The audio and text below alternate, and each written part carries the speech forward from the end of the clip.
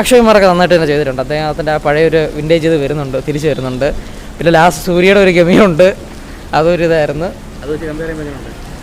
അങ്ങനെ നമുക്ക് first of all സൂര്യ ചെയ്തൊരു പടത്തിന് നമുക്കൊരിക്കലും ഒരു എത്ര റീമേക്ക് ചെയ്താലും കമ്പയർ ചെയ്യാൻ പറ്റത്തില്ല. അമീർ ഖാൻ പോലും അറിയാം, നമ്മൾ ഗജനി ചെയ്താലും അത് കമ്പയർ ചെയ്യാൻ പറ്റില്ല. പക്ഷേ ഞാൻ പറഞ്ഞില്ല, നല്ലൊരു ഡീസൻറ്റ് റീമേക്ക് ആയിരുന്നു.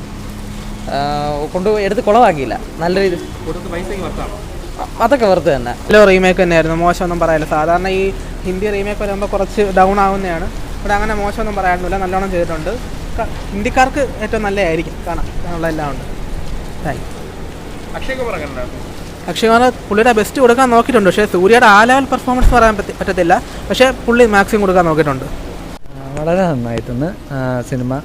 സൂര്യ റിപ്പോർട്ടർ പോലെ തന്നെ അതിൽ കഥയിൽ വേറെ വ്യത്യാസമൊന്നും വരുത്താതെ അതേപടി ഇന്ത്യയിൽ പകർത്തിയൊക്കെയാണ്. പിന്നെ അതിൽ ഒരു സൗത്ത് ഇന്ത്യൻ പശ്ചാത്തലത്തിലാണ് സൂര്യ റിപ്പോർട്ട് ചെയ്തിട്ടുണ്ടെങ്കിൽ ഇത് നോർത്ത് ഇന്ത്യയിലേക്ക് പറിച്ചു കിട്ടും, അതേ ഉള്ളൂ വ്യത്യാസം.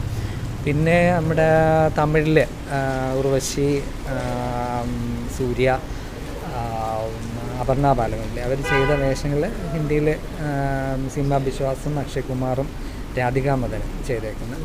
പിന്നെ സീമ ബിശ്വാസ് വളരെ നന്നായിട്ട് ചെയ്തിട്ടുണ്ട്, ഉർവശി ചെയ്ത ആ കഥാപാത്രം. പിന്നെ അക്ഷയ് കുമാർ ആ സൂര്യയുടെ നമ്മളെ ഇമോഷൻസൊക്കെ അക്ഷയ് കുമാർ ചെയ്യുമ്പോൾ നമുക്ക് അത്രത്തോളം ഫീൽ ചെയ്യില്ല. പിന്നെ നോർത്ത് ഇന്ത്യൻസിന് എങ്ങനെ ഉണ്ടാവുമെന്ന് അറിയാൻ പാടില്ല. പിന്നെ റീമേക്ക് സിനിമകളിലൂടെ നമ്മുടെ അക്ഷയ് കുമാർ സ്റ്റാറായിട്ടുള്ള, അദ്ദേഹം വലിയ സ്റ്റാറായി മാറിയതെല്ലാം പ്രിയദർശനൊക്കെ സൗത്ത് ഇന്ത്യയിൽ നിന്ന് റീമേക്ക് ചെയ്ത സിനിമകളിലൂടെയാണ്. ഇതും അദ്ദേഹത്തിന് ഒരു നല്ല ഇതായിട്ട് മാറട്ടെ. അദ്ദേഹത്തിൻ്റെ കഴിഞ്ഞ കുറേ സിനിമകൾ പടക്കം പൊട്ടും പോലെ പൊട്ടിക്കൊണ്ടിരിക്കുകയാണ്. ഇത് പൊട്ടാതിരിക്കട്ടെ, നോർത്ത് ഇന്ത്യക്കാർ ഏറ്റെടുക്കട്ടെ. പിന്നെ ഈ സൂര്യ റിപ്പോർട്ട് നോർത്ത് ഇന്ത്യൻസൊക്കെ കണ്ടിട്ടുണ്ടാകും. കാരണം അന്നൊന്നും പണ്ടൊന്നും ഈ OTT പ്ലാറ്റ്ഫോമിൽ ഇല്ലാത്ത സമയത്താണ് ഈ റീമേക്ക് എടുക്കുമ്പോൾ അത് സൂപ്പർ ഹിറ്റുകളായിട്ട് മാറിയിട്ടുള്ളത്. എന്തായാലും നന്നായിരിക്കട്ടെ, അദ്ദേഹത്തിന് ഒരു വിജയം ഈ സിനിമയിലൂടെ കിട്ടട്ടെ.